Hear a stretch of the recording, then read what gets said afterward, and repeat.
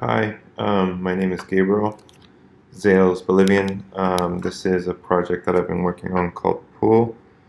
It's a cube of water upon which I drop ink in order to sonify live painting, and then hopefully project both cameras mixed or independently for musical live performance.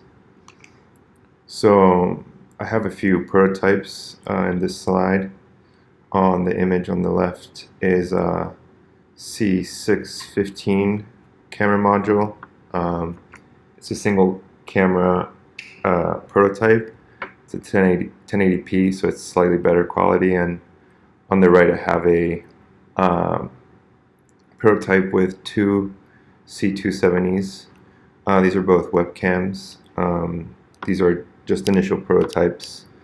So I'm currently connecting either of these to my computer and using MaxMSP to do my video analysis that then drives the audio synthesis.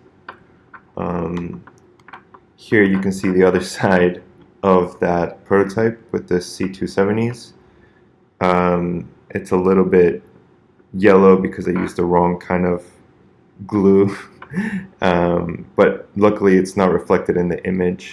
Thankfully it's out of the field of view of the sensors.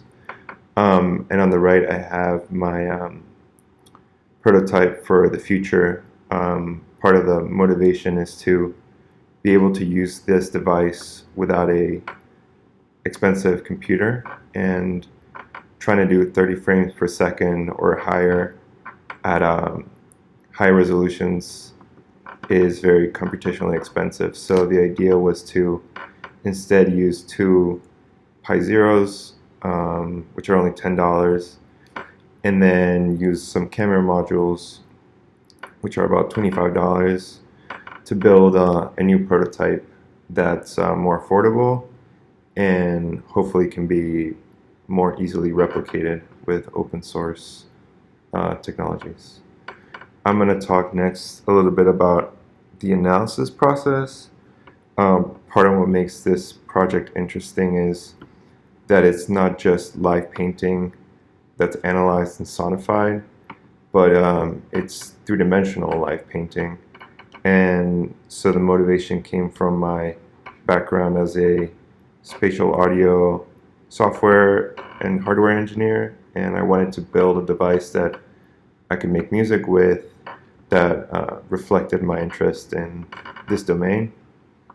So what I decided to do with my camera feeds was basically split them up into regions. So I have 16 slices that I take from both cameras, and then I average the red, green, and blue pixel data from those regions, and then I use the side camera as sort of my depth camera, and you could say, extrapolate what the values would be, because some of them are occluded. Unfortunately, we're not using 6 sensors, we're only using 2.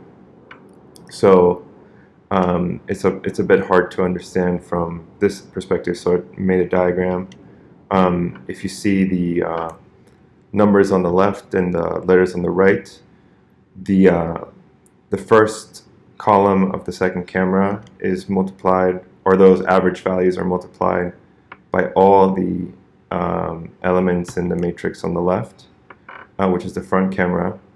And I do this 4 times, which gives me 64 voices in my synthesizer in the end. And each of those regions have an RGB average in the end, which I use to drive the parameters of each of my 64 voices. So this is the first layer, I guess you could say, then the second layer, then the third layer, and you can see these correspond to the different columns of camera 2. Then using those RGB values, I could use them as they are, or I could turn them into HSV values and try to map those to different musical scales, different pitches, whatever parameters I see fit. Currently, I'm just doing a simple C major scale with an FM synthesis algorithm, and then using the green and blue values to determine the modulator frequency and modulator amplitude, and then the R values to represent the carrier frequency. The sum of them average is doing the volume of it, and ideally we would have this in a concert setting be reproduced with many speakers, but we could also have it in this fashion as I depict in this diagram, but we could also have it be done with hair-related transfer functions digitally. So what that means is you can have the listener involved in all of these sounds and have virtual loudspeakers, which are a combination of convolving the acoustical imprint of the user with the sound. So it's like a virtual surround sound in a way. I'm also highly leaning towards using an ambisonic type system in the final product or solution, simply because it lets you quickly switch between reproduction systems. So in our concert hall, we have up to 8 speakers, an octaphonic system, and I could quickly map those to the best of my ability, to the best of the ability of the reproduction system actually, to simulate something like what I have in mind. It gives you a bit more flexibility and compromise, so that somebody who doesn't have the exact reproduction system, such as myself, such as our institution, can still get a good result out of the instrument. Now I'm going to play a little demo of it for a few seconds. You can see the whole thing if you want on this website, this page. It's ucsdselector.com/pool, I believe. I'll double check. Sorry, yeah, it was ucsdselector.com/projects/pool. Yeah, let's just play a few seconds of this, maybe like a minute.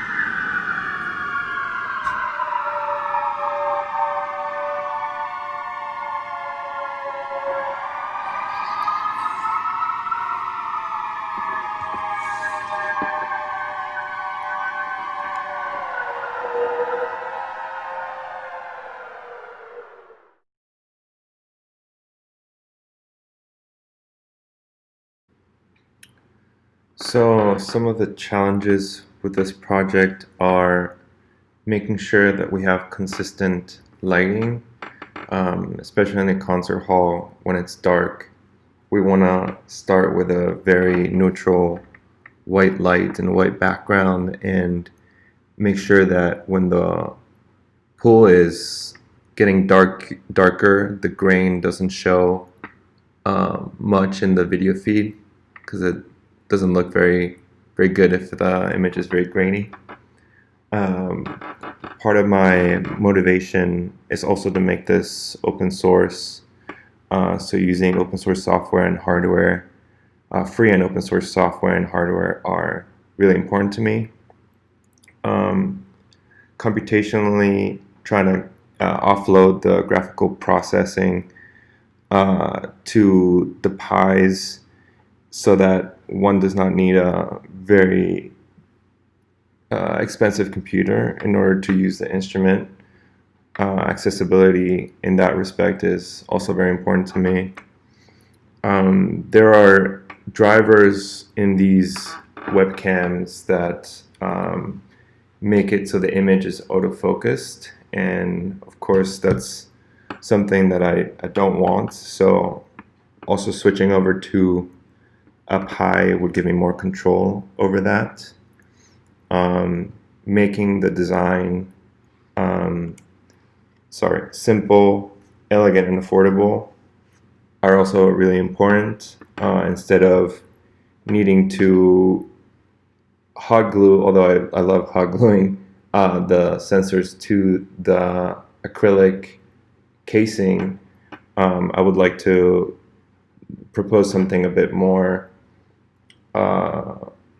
elegant, for lack of a better word, while keeping the cost low and the environmental impact low as well. So it's a whole set of challenges there to figure out how to perhaps design something without needing to 3D print, because that just drives up the cost even more. And in addition to the environmental impact of the devices and the acrylic casing, I also am thinking about the environmental impact of the inks themselves. I'm considering using something that's organic. So in order to solve the lighting issue, I'm considering building an LED matrix, or purchasing one that is not too expensive and works directly with the Raspberry Pi. And it could also give me the opportunity to change the lighting so that we have some interaction between the inks and the lights at the same time.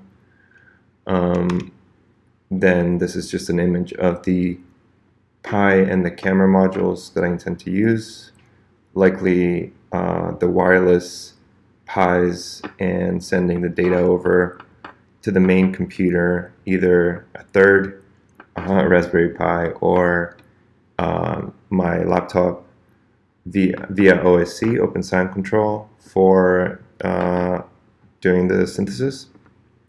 And here are some images of the open source software plus the website for the organic inks.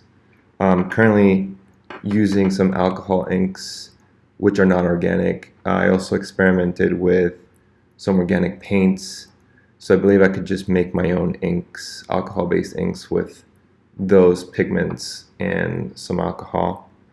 The software on top is Processing from Processing Foundation. It's very common in open source community for projects that have a lot of visual components and pure data at the bottom, which is very common for musical or audio driven projects.